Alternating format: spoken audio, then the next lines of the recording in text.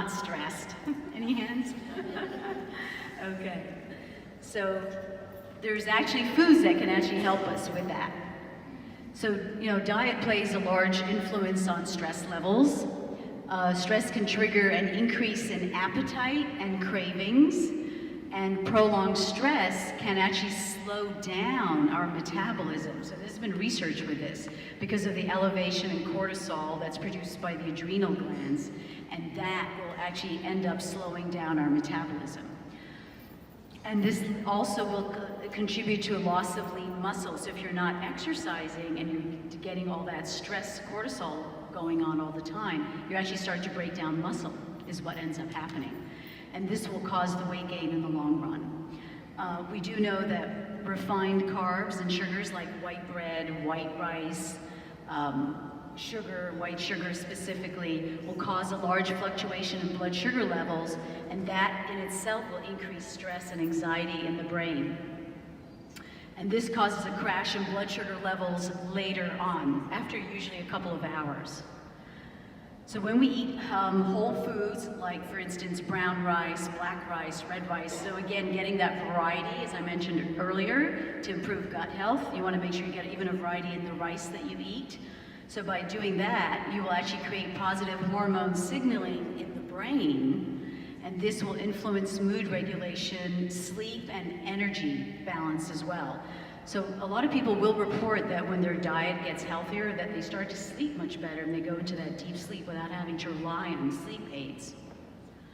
So there are many healthier food choices that we can have to make, to help lower our stress levels. So in your handout, in your packet, there's a great handout on foods to help lower stress. I wanted to review that with all of you right now. So if you want to pull that out. So the first one is looking at foods that are high in vitamin C. So for instance, oranges, berries, kiwis are also a fantastic natural food source of vitamin C. And it's better to get the vitamins as much as we can from our food because we absorb it better. Unless if you are supplementing, that you supplement with a food-based supplement, not a synthetic form of the supplement. So the advantage of vitamin C is that it actually will reduce the stress hormone cortisol, and it would help with blood pressure management during high stress periods. So a lot of research has shown that when we get stressed, we actually lose a lot of vitamin C. So making sure we eat these fruits on a daily basis would be a great help for all of us. Complex carbohydrates, so whole grains, fruits and vegetables promote the brain to increase serotonin production. So that's one of the reasons why when we avoid carbs, we tend to get more moody and more irritable, because we actually need those carbs to help with serotonin production in the brain. And that is what's going to help your mood and also prevent irritability as well. And we now understand that these complex carbohydrates help to stabilize blood pressure and also help with stress reduction. And other complex carbs, in addition to the rice that I mentioned earlier, sweet potatoes, for instance, the potatoes that are the purple skin potatoes, red skin potatoes, those are healthy complex carbohydrates. Butternut squash is another very good example too.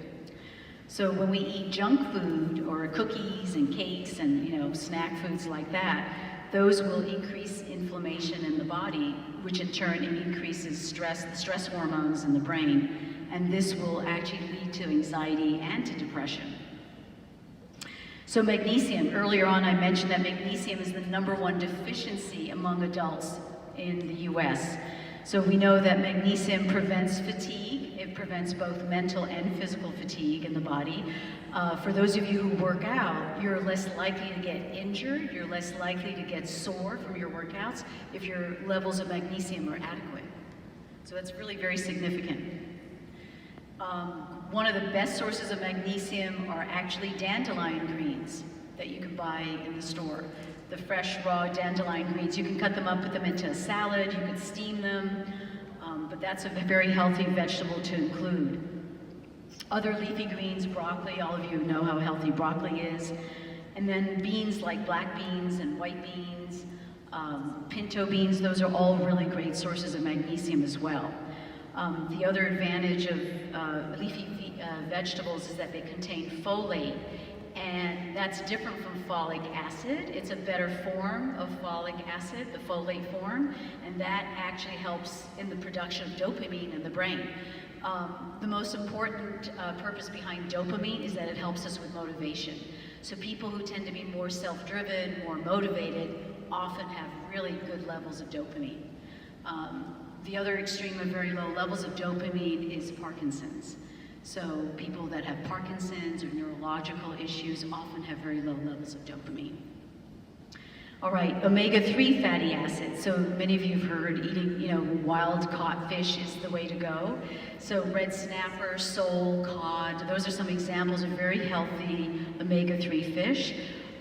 Salmon, of course, is up there as being one of the better sources, but unfortunately it's getting harder and harder to get wild salmon.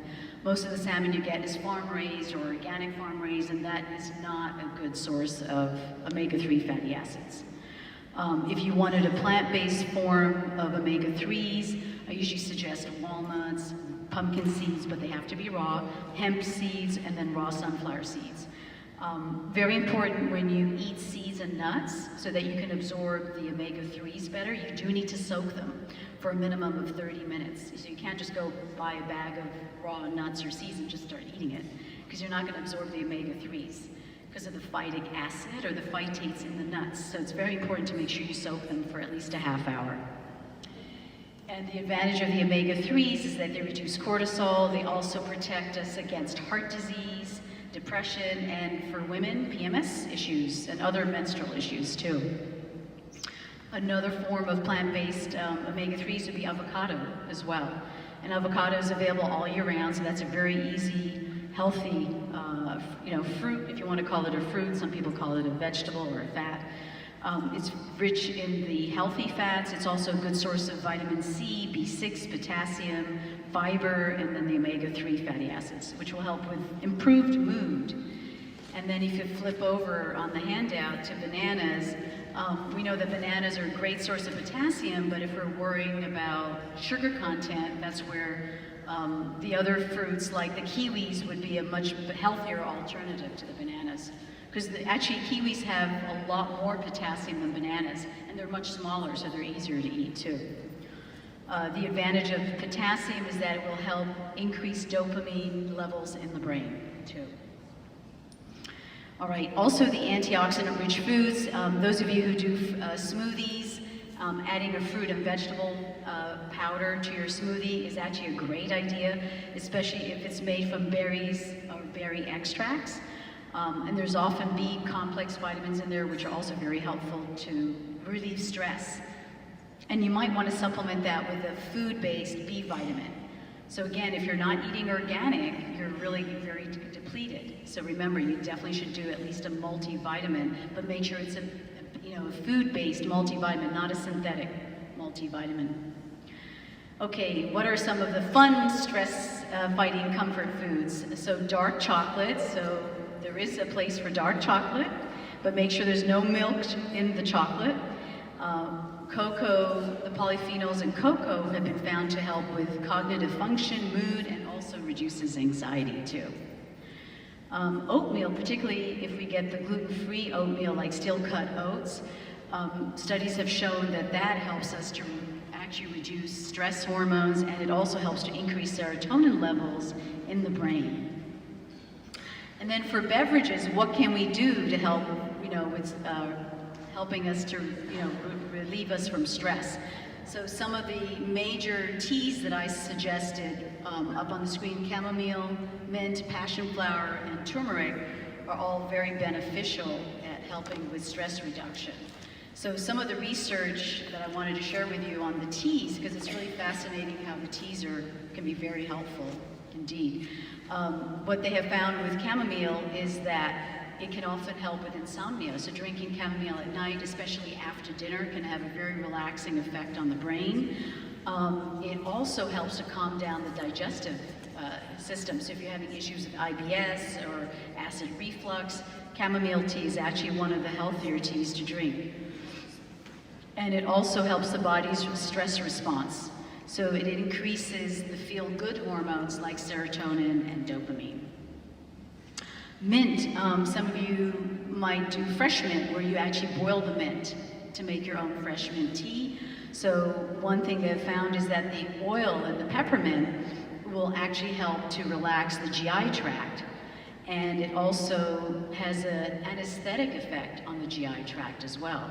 So those who are suffering from reflux, even a hernia, they have found, or prone to kidney stones, can actually benefit from drinking, peppermint tea. Or fresh mint, which is actually even better than the peppermint tea that you get dry. Passion flower often is used as a sleep aid because it works very similar to Valium, actually. So passion flower, and it's much more gentle, and it can actually help with nervous tension and anxiety. So that's the advantage of drinking passion flower tea. And it's great for people who are on meds for anxiety and depression because there's no contraindication with passion flower. Unlike valerian root, which is where they get Valium, is actually derived from valerian root. So the valerian root is contraindicated if you're on medication for anxiety or depression, whereas the passion flower as a tea is actually much safer, and it helps enormously. And then some of you may be familiar with turmeric. We know that turmeric is great as an anti-inflammatory, so it definitely helps to reduce inflammation everywhere. So turmeric actually not only works on the gut, there's a lot of research now that it works on the brain. They have found that even taking supplements, high doses of turmeric, in the early stages of dementia, you can actually reverse dementia if you catch it in the early stages. So turmeric is very beneficial, and you can drink it as a turmeric ginger tea, you can use it as a spice in cooking, you can take it as a supplement. A lot of benefits to taking turmeric. If you do take it as a supplement, it needs to be taken with food for greater absorption because turmeric is very hard to absorb on its own. So just make sure if you're taking it as a supplement, you take it with food as opposed to on an empty stomach. Okay, so a couple more things that I wanted to add is, so then we talked about all these different diets and the pros and the cons. So what would I recommend as a healthy diet? So what are Dina's recommendations for a healthy diet? Okay, so these are my recommendations based on all that research that's out there. We definitely all should be leaning more towards plant-based, and that includes all of us. Fine to include fish anywhere from 1 to 3 times a week, but make sure it's a wild source, not farmed, and not even organic farmed. Don't let people fool you, say, well, it's organically farmed. It's not any better. It has to be from a wild, source, from the sea. You should include at least 4 to 6 servings of fresh fruit a day. And I would say the same is true of vegetables as well. So at least a minimum of 4 of each a day. So a serving would be a ½ a cup. So it's not really that much. And you might think, oh my gosh, 4 servings. I don't think I could eat 4 servings a day of vegetables. So we're talking about ½ a cup as a serving. So it's really 2 cups a day would be a minimum of either fruit or of vegetables. And then also to include whole grains. But the key thing here is a variety of whole grains. Don't just do brown rice. Don't just do basmati rice. The idea is to get a variety of different rices. So there's black rice, there's pink rice, there's red rice, there's red quinoa. So the idea is to get as much of a variety. There's sweet potatoes, there's yams, there's purple skin potatoes. And the more colorful the food is, the more nutrient it has in it. So like purple potatoes have a lot more vitamins and phytochemicals that are beneficial to health and antioxidants than the white potatoes do. So, make an effort to have a variety of different colored, grains and starches in our diet. And the same thing with fish, like don't eat only salmon, have red snapper, have cod, have sole. Again, getting that variety in the diet is really what we want to include. And if you really must have your red meat, then just make sure your red meat is from a grass-fed source. So more important when you're shopping for red meat is not getting organic, it's getting grass-fed. That is far more beneficial to our health than getting organic, okay? Because you want the animal to be eating grass, not to be fed, grain or be fed pellets. Because they could be fed corn, they could be fed soy, and we know that those are not healthy for us at all. All right, so with that, I would like to open it up to questions. And thank you very much for your attentiveness.